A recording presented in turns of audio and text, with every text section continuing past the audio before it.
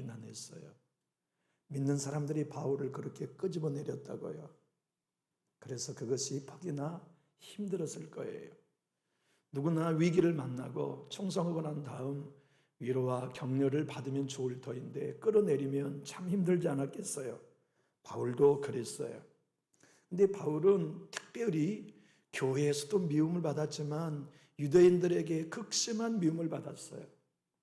그것은 바울이 전한 은혜의 복음 때문이었는데요. 핵심은 두 가지였어요. 하나는 무엇이었냐면 예수가 구원자라는 복음이었어요. 유대인들에게는 신명기 21장 23절의 말씀처럼 나무에 달린 자는 저주받은 자이므로 십자가 나무에 달린 예수는 저주받은 자이지 구주가 될 수 없다는 성경의 곡해로 꽉 물들어 있었어요. 그런 예수가 메시아라고 전하고 구주라고 전하는 것에 대하여 유대인들은 바울을 몹시 싫어했던 거죠. 두 번째는 우리는 선택받은 선민이야. 그런데 유대인들과 이스라엘 사이에 중간에 막힌 담을 하나님이 얼으셨다고? 그리고 어느 누구도 예수 그리스도로 말미암아 하나님 앞에 나가 구원받을 은혜가 차별이 없다고? 요놈은 죽여야 될 놈이라는 생각 때문에 사도 바울은 같은 동족에게 미움을 많이 받았죠. 그런데 그가 오늘 가만히 생각해 보니까 감옥에 갇혀 있는 그것이 은혜인 걸 깨달았어요. 야, 이거 내가 감옥에 있는 게 엄청난 은혜구나. 내가 예전에는 왜 생각하지 못했지? 지금 내가 당하고 있는 고난이 은혜네. 지금 내 가정에 겪고 있는 아픔이 은혜네. 지금 우리 교회가 갖고 있는 아픔이 은혜네 라고 우리가 깨닫는 것처럼 사도 바울이 깨달은 것이에요. 생각해 보았어요. 바울은 내가 이 로마에 오기를 얼마나 간절히 바랬었던 거. 그런데 하나님이 허락하지 않으셔가지고 여러 번 시도했지만 못 왔었잖아. 내가 만약 내 힘으로 내 비용을 들어가지고 여기까지 왔다면 얼마나 많은 비용이 들었겠어. 그런데 나 로마의 세금으로 압송되어 돈 한 푼 안 내고 와 있네. 깨달았어요. 또 내가 일행들과 함께 군인 보호 없이 로마까지 왔다면 틀림없이 도중에 유대인들에게 죽었을 거야. 그런데 군인들이 나를 다 호의해주고 호송해 주어가지고 머리털 하나 상하지 않고 지금 로마에 와 있네. 이거 왜 은혜인가? 나를 미워하는 성도들은 그놈 가짜인 거 봐라. 가짜니까 감옥에 가 있는 거지. 그래서 시기와 질투로 나의 마음을 복잡하게 하려고 열심히 복음을 증거한다는데 그것도 생각해 보니까 감사하다. 순전한 뜻으로 나를 생각하고 우리 목사님 감옥에 가 계시니 우리가 그분이 못다한 사명 감당하자고 사랑으로 복음을 전하는 성도들도 있다니 그것도 감사하다. 이 모든 환경을 통하여 사도 바울이 깨닫고 감사하는 특별한 은혜가 있었어요. 그 은혜가 무엇이냐면 도리어의 은혜였답니다. 우리는 문제를 보면 문제가 문제지 문제 너머에 계신 하나님의 은혜가 안 보여요. 그런데 문제를 뒤집는 도리어의 은혜가 시각이 되면 문제 뒤에 하나님이 계시는 게 보여요. 그게 도리어의 은혜죠. 고난이 고난으로만 보이면 아픔이죠. 잠 못 이루게 하는 근심 걱정거리죠. 뒤집어 보면 그 뒤에 나를 천금같이 단련하게 하려 하시는 하나님의 은혜가 숨어 있어요. 비난받고 모욕당하는 게 아픔이죠. 뒤집어 놓고 보면 네 안에 들보를 보라고 하시는 하나님의 섭리가 그 뒤에 보여요. 그것이 사도 바울이 감옥에 갇혀서 감사하다, 기쁘다, 기뻐하고 기뻐하다고 고백하는 도리어의 은혜였지요. 우리의 환경에는 문제 다 안고 왔습니다. 어느 가정에나 새해를 써가지만 활기찬 것보다 걱정거리가 많을 거예요. 교회적으로 보아도 새로운 소망 보이기보다 걱정이 보이고 자녀들을 보아도 환경을 보아도 여건을 보아도 건강의 상태를 보아도 건강한 청신호보다 문제 있는 적신호가 많이 보이는 환경들이지만 도리의 은혜로 보면 그 문제를 뒤집어 볼 때 거기 하나님이 일하고 계세요. 거기 하나님이 계신 것이죠. 사도 바울은 이렇게 자기의 간절한 소망, 로마에 오고 싶었던 간절한 소망을 가지고 와서 이렇게 내가 감옥에 있는 게 얼마나 감사한 일인가를 도리어 은혜로 12절에 고백했습니다. 화면을 보고 한번 읽어볼까요? 시작. 형제들아, 내가 당한 일이 도리어 복음 전파의 진전이 된 줄을 너희가 알기를 원하노라. 내가 지금 감옥에 있는 게 감사하다, 기쁘다, 도리어 고맙다. 왜냐하면 나의 감옥에 매여 있는 이 수감 생활이 도리어 복음의 진전을 가지고 오고 있다는 걸 내가 알기 때문이다. 당신들도 알기를 바란다 하는 권면이에요. 여러분, 진전이라는 헬라의 원어는 공수부대란 뜻입니다. 지금 러시아가 말이죠, 우크라이나가 러시아의 공격 방어선을 뚫고 적진을 막강한 진들을 깨부수고 전진하려고 해도 하지 못하는 이유는 공병대가 자리를 잡을 기회를 안 주기 때문에 그래요. 공병대는요, 모든 본진의 군대보다 적진에 먼저 들어가 길을 닦는 군대입니다. 부대입니다. 그게 헬라어의 전진이란 뜻입니다. 로마의 가장 전 세계를 정복해버렸던 막강한 군사력은 전차였어요. 이 전차는 전진이라고 하는 공수부대가 가서 길을 닦아 놓아야만 갈 수 있거든요. 그러니까 전차 부대가 가기 전에 공수부대가 가서 길을 닦으면 이미 전쟁은 끝난 거나 다름없어요. 이 로마에 내가 포로와 감옥에 있는 것은 하나님이 나를 공수부대로 보내셨다 깨달은 것. 이 로마의 황제까지 복음이 증거되게 하는 공수부대를 나를 보내셨구나. 그걸 깨달은 거예요. 그 비밀을 어디서 깨달았냐면 자기 손과 자기 발에 묶여있는 간수를 통해 본 거예요. 로마의 감옥은 두 가지였습니다. 쇠창살 있는 감옥에 수감되는 것 하나 하고, 집에서 자기 죄수가 세 방을 얻어가지고 가택 연금으로 사는 거죠. 근데 그때는 어떻게 되냐면 하루에 6시간씩 4명의 간수가 죄수의 오른손과 간수의 왼손에 수갑을 채우고 죄수의 오른발과 간수의 왼발에 족쇄를 채워서 24시간 감시하는 거예요. 바울은 불편했지 않았겠어요? 화장실도 같이 가야죠. 잠잘 때도 같이 자야죠. 밥 먹는 것 같이 먹어야죠. 자기 24시간을 감수가 모든 걸 감시하니 얼마나 불편했겠어요. 근데 도리어의 은혜를 깨닫고 보니까 4명의 간수에게 매일 복음을 증거하게 하시다니, 하나님이 나를 공수부대로 보낸 게 틀림없네. 매일 바뀌는 간수에게 복음을 증거하는 거예요. 예수 복음을 증거해요. 이게 도리어의 은혜구나. 하나님이 나를 공수부대로 보낸 이유가 여기 있구나. 그런데 자기가 갇혀있는 감옥이 시위대 아닙니다. 시위대는 것은 여러분 그냥 군대가 아닙니다. 최정예 부대로 로마의 황제를 호위하는 요새 우리나라의 체제로 말하면 청와대 경호원이에요. 그 청와대 경호원 안에 바울이 갇혀 있는 겁니다. 그러니까 자기가 로마에 와 있어도 자기를 죽이려고 하는 유대인의 특공대가 침범 못해요. 복음을 전하고 하나님의 말씀을 증거하는 일에 도무지 다른 요인들이 방해할 수 없는 자유를 죄수의 몸으로 누리고 있는 거죠. 상황만 본다면 손과 발이 간수의 착고에 차여 있는 거 은혜로울 거 하나도 없죠. 문제만 보는 눈이면 해필이면 가장 경호가 살벌한 시위대 안에 갇혀 있다는 것도 두려울 일이죠. 그런데 뒤집어서 도리의 은혜의 시각으로 보면 이게 은혜네.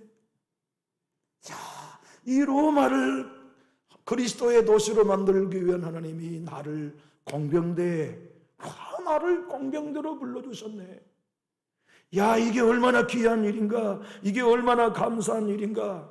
사도 바울은 로마 교회 성도들에게 로마서 편지를 보낼 때 내가 여러 번 당신들에게 가기를 원했지만 하나님이 막아서 못 왔습니다. 고백했거든요.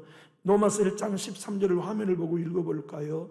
형제들아, 내가 여러 번 너에게 가고자 한 것을 너희가 모르기를 원하지 아니하노니 이는 너희 중에서도 다른 이방인 중에서와 같이 열매를 맺게 하려 함이로되 지금까지 길이 막혔었는데 하나님이 이 로마를 죄수가 되게 해가지고 로마의 가장 막강한 군대 안에 넣어서 머리털 하나 상하지 않도록 비용 한 푼 들지 않고 오게 하셨구나. 이거야말로 하나님이 나를 공병대로 보내지 않으셨나 하는 깨달음이 도리어의 은혜였습니다.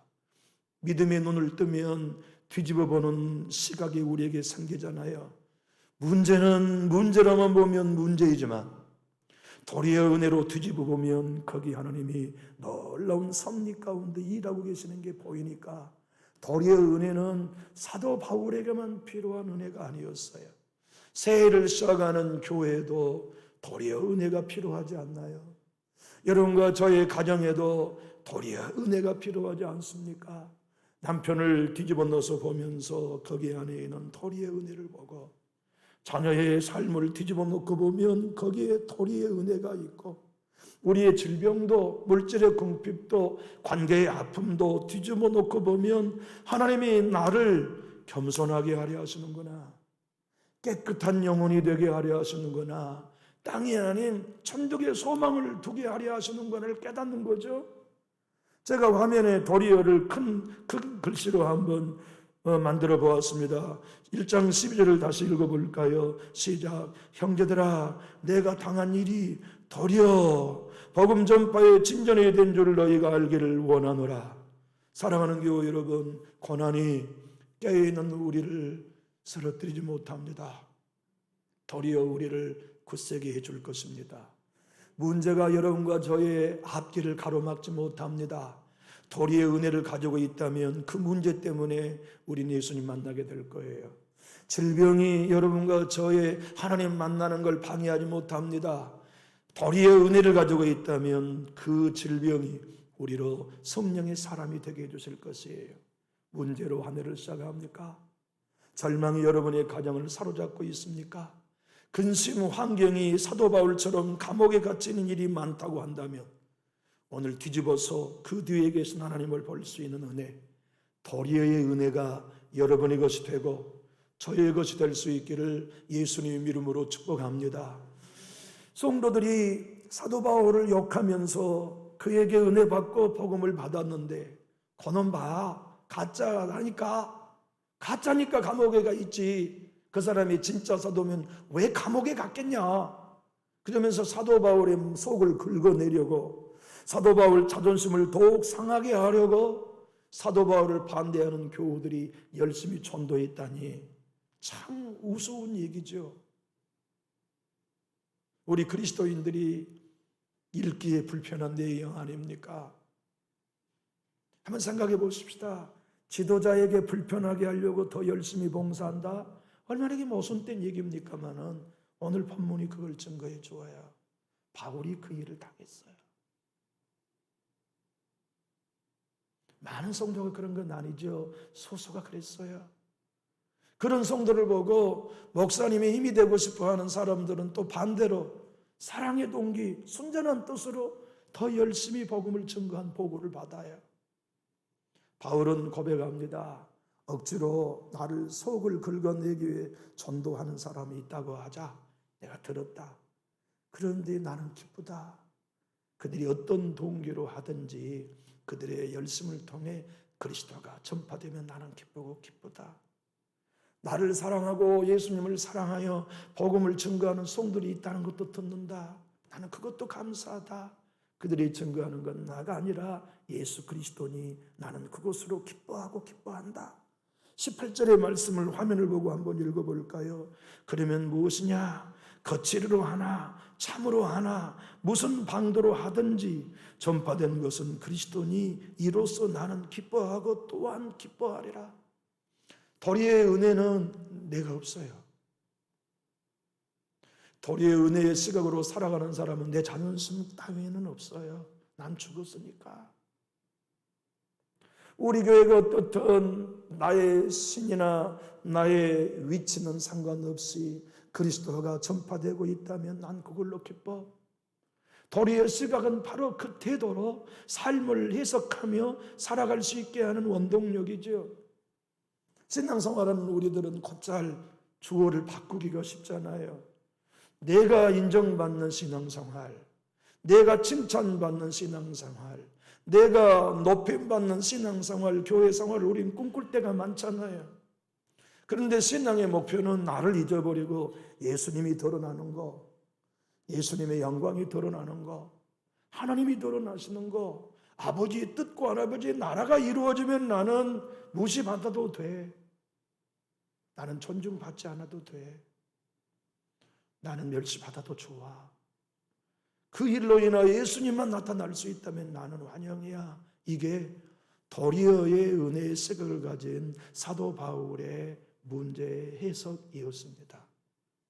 여러분과 저는 사도 바울처럼 불신을 받을 때도 있죠. 충성이 오해되기도 하고, 봉사가 허물이 되기도 하고, 기도가 비난의 요인이 되기도 하고, 주님의 교회를 위해 물질 드렸는데 핍박의 요인이 될 때도 있어요.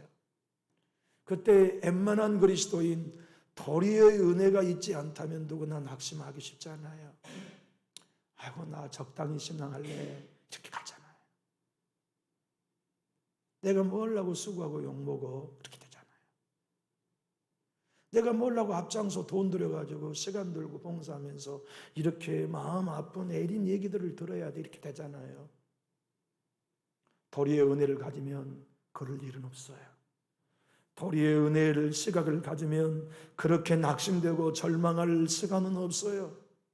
이런 마음 아픈 일을 통하여 도리어 주님 사람으로 성장해 가고, 이런 비난을 통하여 도리어 더 주님을 닮아가며, 이런 배신을 통하여 도리어 사람이 아닌 하나님만을 의지하게 되고, 이 모든 일을 통하여 그동안 내가 드러나고 싶은 것은 없었는지, 그리스도가 드러나고 그리스도가 전파되는 것이 나의 목표가 아니었던 것들을 우리는 걸러내어서 회개하게 되고, 속상한 일을 통해서도 개의치 아니하며 그리스도가 전파되고 우리 교회가 하나님을 왕으로 섬기는 것 하나만으로 기뻐하고 기뻐할 수 있는 고백이 도리의 은혜가 주는 선물이었습니다.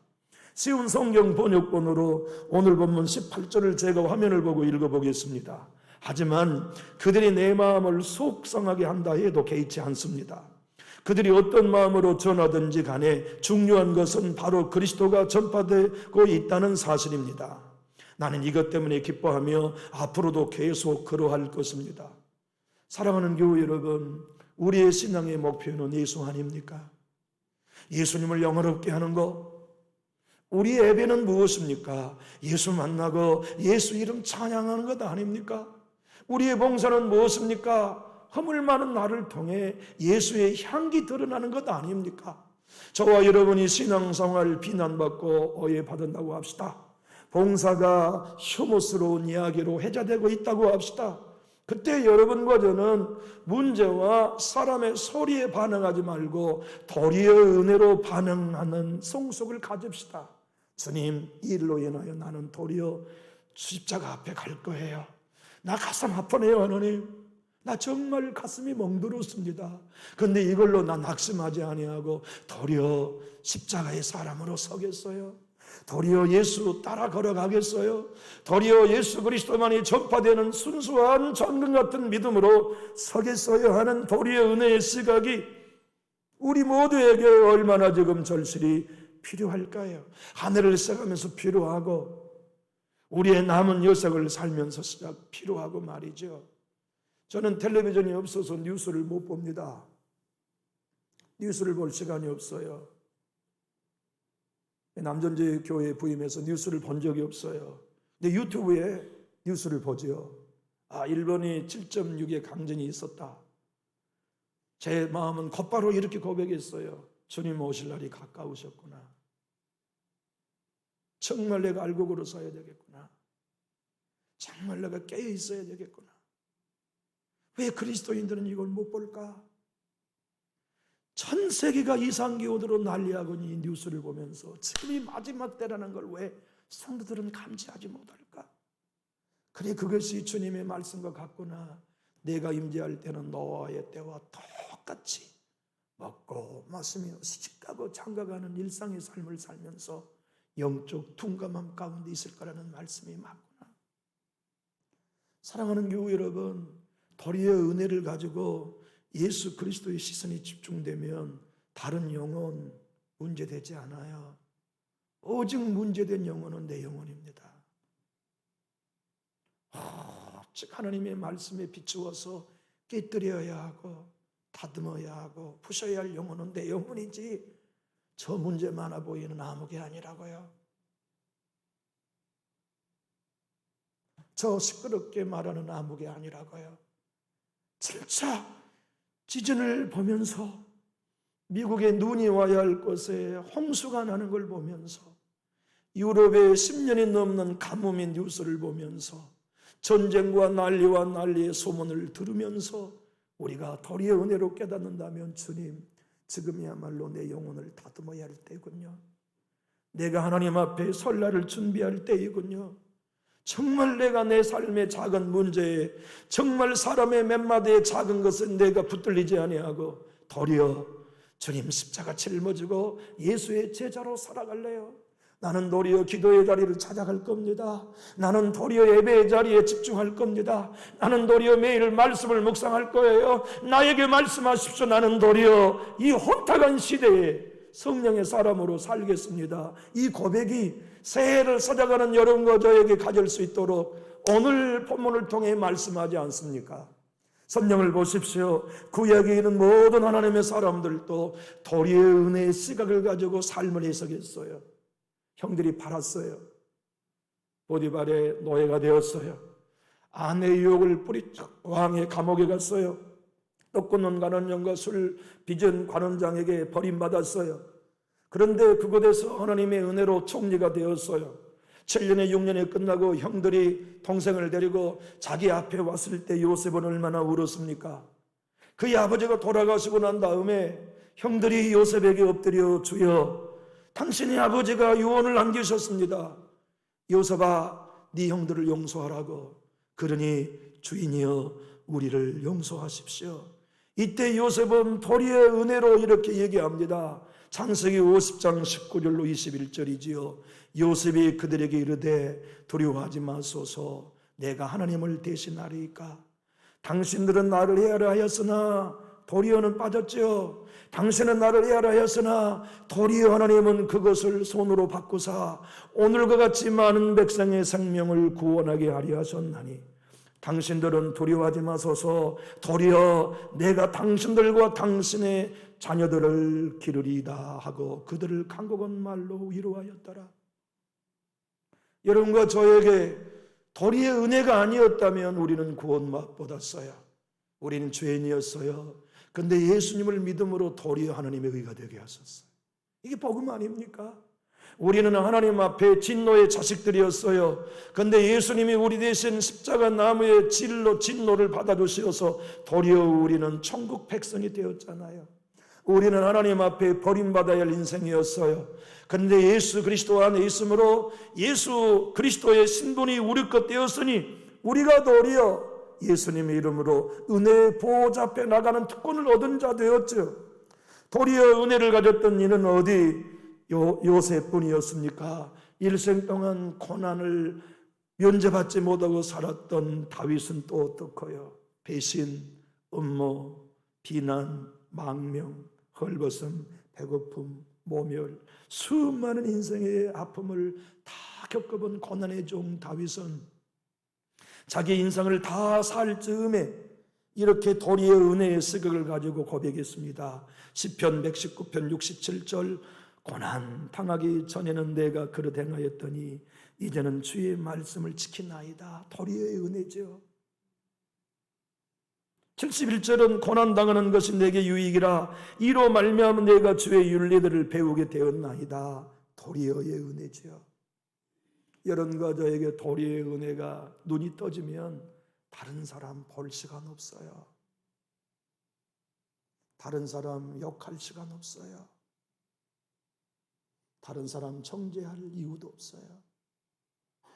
도리의 은혜는 언제나 나만 보이니까요. 예수님 앞에 선 내 영혼, 하나님 앞에 설 내 영혼만 보지 다른 영혼 관심 없어요. 다른 영혼을 위하여는 중보할 뿐, 긍휼을 베풀어 달라고 기도할 뿐, 하나님 제발 힘을 주시라고 간구할 뿐, 정죄할 영혼은 내 영혼이요, 정죄하고 난 다음 의지할 내 의 또한 예수뿐이라는 것을 도리의 은혜를 갖고 도리의 색을 갖는 사람들은 갖게 되지요.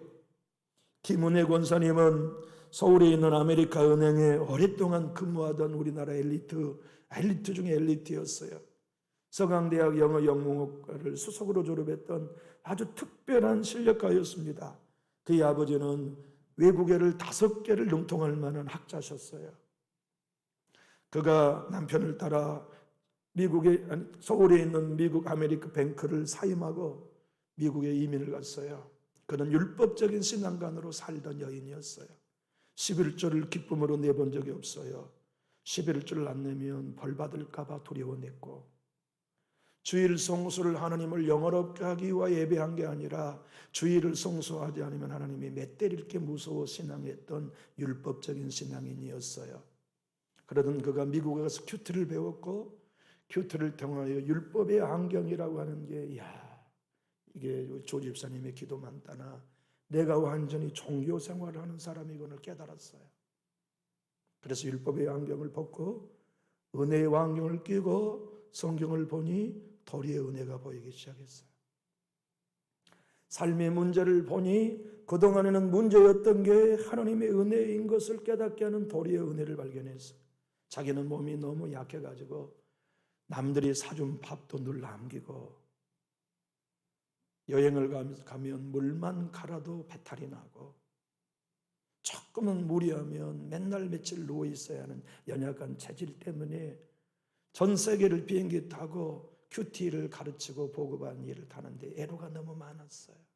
하나님, 나의 건강 좀 주세요. 나도 밥 대접해 주시면 남기지 않고 다 먹는 A 정도는 지키고 싶어요. 나도 사역하다가 지쳐서 맨날 며칠 누워 있어야 되는 이 연약한 체질이 아닌 건강하게 어디든지 일하고 싶어요. 그런데 이 몸이 너무 연약해요. 그런데 오늘 본문을 묵상하다가 도리의 은혜를 깨달았어요. 아하, 내 몸이 약한 게 도리의 은혜구나. 내 몸이 약하기 때문에 교만하지 않았어. 교만할 새가 내게 없었어. 내 몸이 연약하니까 기도하지 않고는 내가 사역할 수 없었던 게 은혜였네. 내가 연약하니까 나를 아는 모든 사람은 나를 위해 중보 기도해 주었으니 내가 건강함으로 얻어진 열매보다 병약함으로 더 많은 열매를 얻었네. 그걸 깨닫고 김은혜 권사님은 큐티 라이프라는 책에 자기 간증을 이렇게 써놓았습니다. 내 힘을 도리어 복음의 진보 기회로 바꿨다는 바울을 만날 때 나의 은혜의 눈이 띄었습니다. 그렇게 일하신 하나님을 만나며 나는 큰 감동과 도전을 받았습니다. 나는 어려운 일을 당할 때 어떻게 반응한가를 생각해 보았습니다. 의기소침하고 낙심을 잘하고 특별히 사역에 매이게 되거나 방해를 받을 때는 견딜 수 없었습니다. 그런데 그날 주님을 나를 매이게 하는 것을 주님의 안목으로 다시 바라보게 하셨습니다. 하나님의 선하신 뜻이 있음을 찾게 하셨습니다. 언제 어디서나 예수 그리스도를 전파하는 것이 하나님의 뜻임을 잊지 않고 그 뜻을 이루는 기회로 바꾸게 하셨습니다. 사랑하는 교우 여러분, 왜 어떤 이는 수많은 인생의 문제 가운데도 흔들리지 아니하고 더 굳세게 예수의 증인으로 살아갈 수 있었을까요? 요 시각 때문입니다. 도리의 은혜의 시각 말이죠. 고난 없는 사람은 없어요. 새해 여러분의 가정과 저의 가정에는 더 큰 고난이 올 겁니다. 우리 공동체 안에도 더 큰 아픔이 올 수도 있어요. 그러나 여러분과 제가 도리어의 은혜의 시각으로 반응한다면 문제는 문제가 아니라 문제의 배후에 더 큰 은혜의 일을 이루고 계실 하나님을 신뢰할 수 있죠. 우리 남전역교회 새해에 문제의 배후에 계신 하나님을 보는 도리의 은혜의 눈이 뜨여질 수 있기를 우리 주 예수 이름으로 축복합니다. 기도하겠습니다.